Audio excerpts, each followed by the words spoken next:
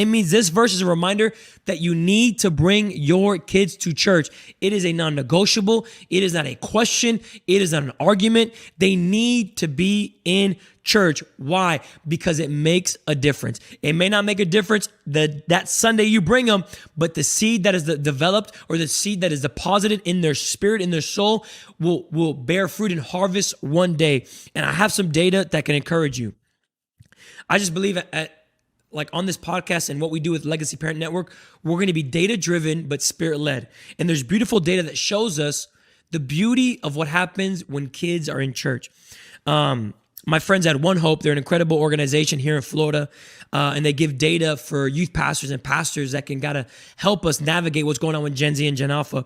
They had a survey that they did with U.S. teenagers, and there was a part that it showed three things: depression, high anxiety, and loneliness. And based on how a teenager felt about church and the importance of church, there was different data, whether they had more anxiety or less depression, more anxiety, less anxiety, more loneliness, less loneliness. And I want you to see this. There's data to back up the fruit of getting your kids in church, the results of getting your kids in church. So if church was not really important, they had the highest percentage of loneliness. They felt the highest percentage of loneliness. They felt the highest percentage of anxiety. And they felt the highest percentage of depression. 64% of the students in the survey that church was not really important to them, 64%. High anxiety, 82%. Loneliness, 64%. Now let's compare that to very important. Depression, 32%. High anxiety, 48%. Loneliness, 48%. Now let's do the comparison. Not really important, 64% depression, 32% really important, depression.